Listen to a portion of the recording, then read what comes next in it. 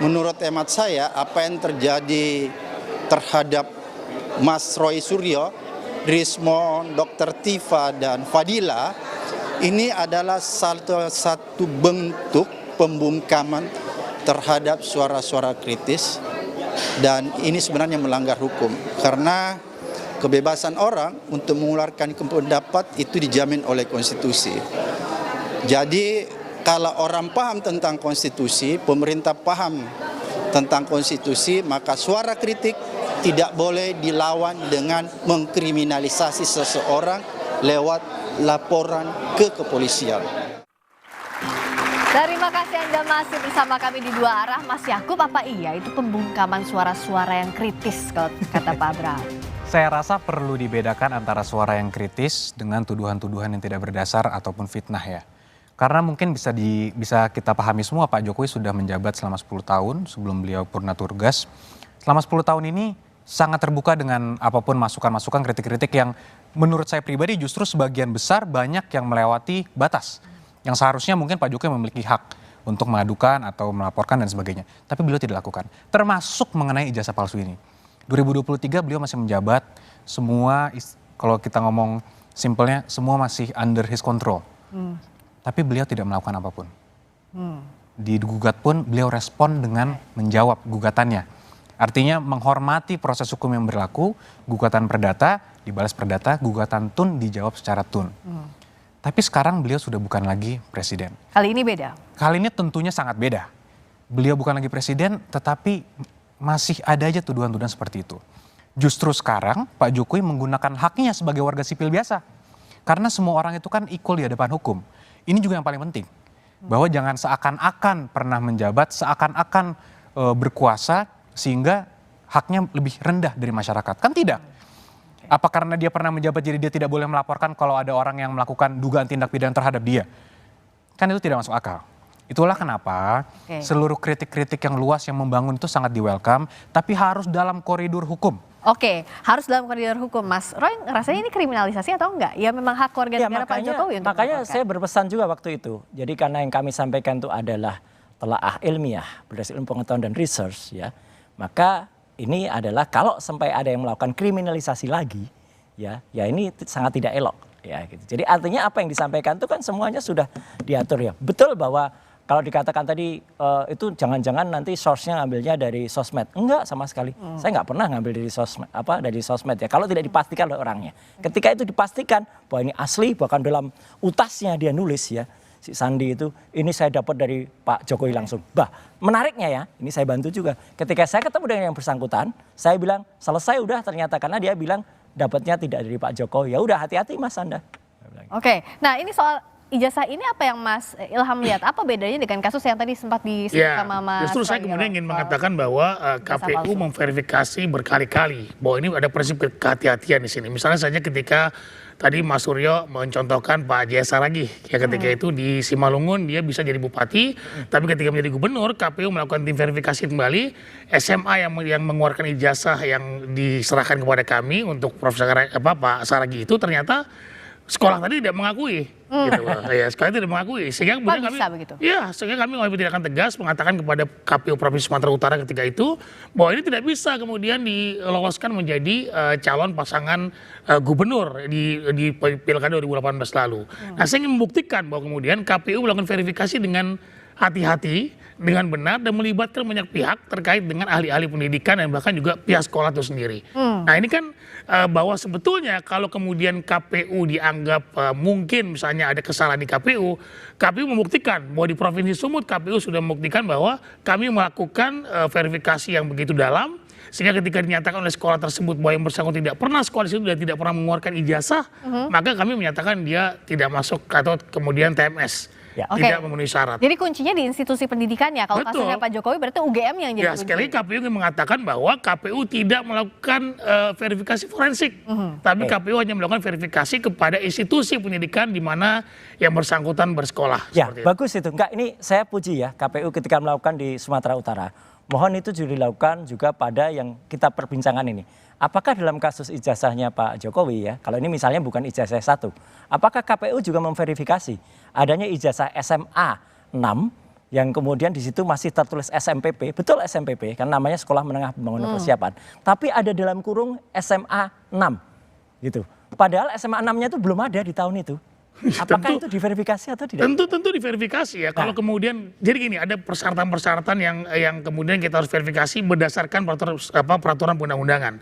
Kalaupun kemudian peraturan undang-undangan mengatakan bahwa dari SD, SMP, SMA dan ijazah terakhir, tentu kami juga harus bisa melakukan verifikasi terhadap tatanan tersebut, gitu kan. Nah, sama seperti ketika Pilkada 2018 lalu, SMA-nya ternyata bermasalah. Kami katakan bahwa SMA tersebut menyatakan bahwa yang bersangkutan tidak pernah sekolah sini dan ijazah ini tidak pernah dikeluarkan oleh sekolah tersebut. Maka kami menyatakan tidak memenuhi syarat. Oke, artinya kalau track recordnya Pak Jokowi clear dari dari Bupati SMP, Wali Kota Solo, ya, Wali Kota Solo. Kami melakukan verifikasi ulang, tidak lantas kemudian menggunakan data yang pernah dilakukan oleh KPU sebelumnya.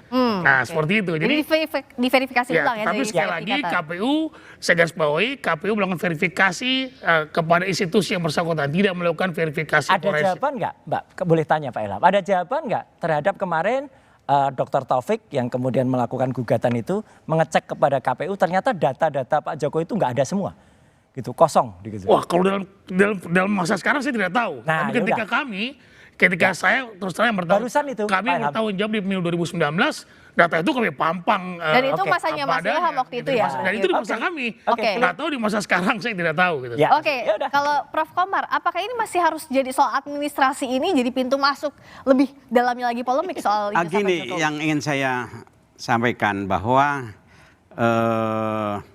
Pak Jokowi si presiden itu udah milik bersama, milik bangsa. Jadi kalau toh rakyat ada mempertanyakan, persoalkan, itu bagus-bagus saja. Dan Pak Jokowi tidak perlu tersinggung karena dia milik rakyat. Namun saya juga membela hak dia. Kalau sudah berlebihan merasa tersinggung, dia punya hak untuk membela diri. Gitu.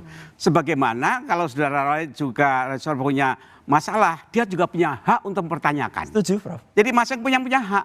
Disinilah nanti lembaga polisi atau pengadilan yang kemudian mengolah proses.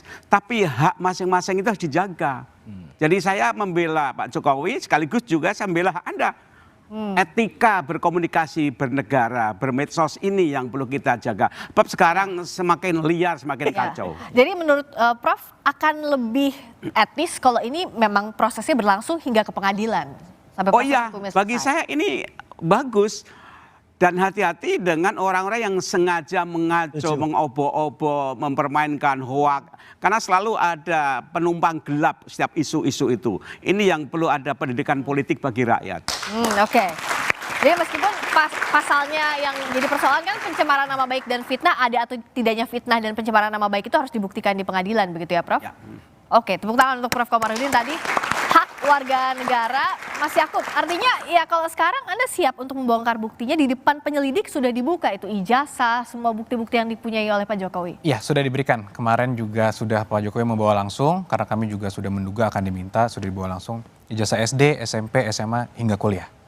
Semua sudah diperlihatkan secara jelas. Sudah diperlihatkan secara jelas, apa yang jadi masalah lagi, Mas? Agak lucu juga sebenarnya, karena kan baru pelaporan pertama, baru LP, baru di BAP, nggak apa-apa kalau itu untuk, tapi kan petugas yang memeriksa bukan petugas forensik, jadi paling dia hanya melihat semacam wartawan yang di Solo yang ditunjukkan itu, dia tidak bisa memiliki arti apa-apa. Justru yang diperlukan, Mas Yakob kemarin itu kalau saja di situ cukup misalnya diterima, oke cukup ya, tapi kemudian bukti-bukti itu dibawa ke Solo pada hari yang sama, karena pada hari yang sama sebenarnya ada mediasi dan di situlah diperlukan ijazah ditampilkan. Kok malah ditolak yang di Solo? Kenapa Mas?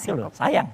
Untuk yang di Solo kebetulan karena itu ditangani oleh rekan kami yang lain, secara kode etik kami tidak bisa mengomentari, Mas. Tapi mengenai barang bukti, apakah ijazah nanti kenapa diperlihatkan hanya pada penyidik, tentunya kami menghormati proses dan kalaupun nanti dimintakan lagi di penyidikan atau di persidangan, tentunya kami siap untuk memberikan. Pasti itu diperlukan. Oke. Nah, tapi kenapa sih tidak ditunjukkan langsung aja bahwa ini ijazahnya asli loh? Kenapa harus lewat jalur pengadilan, lewat jalur penyelidikan, dan nanti juga sampai ke pengadilan? Tentunya pertama tidak ada kewajiban hukum Pak Jokowi ya untuk memperlihatkan itu. Dan ini akan menjadi presiden yang sangat buruk Mbak jika ini dilakukan oleh Pak Jokowi. Kenapa? Bayangkan jika ada seorang pejabat atau seorang masyarakat biasa lah yang dituduh.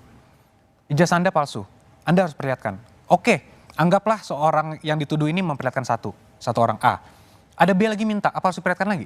Ada C lagi, kalau ada 1.000 orang yang meminta, apa semua harus diperlihatkan? Ini kan presiden yang tidak baik. Apalagi kalau nanti ini digunakan sebagai modus untuk menjatuhkan orang-orang yang sedang menjabat dan sebagainya. Jadi kita tidak mau ini menjadi suatu presiden yang buruk bagi penegakan hukum di Indonesia dan praktik politik juga di Indonesia. Ini yang kita jaga, Mbak. Oke.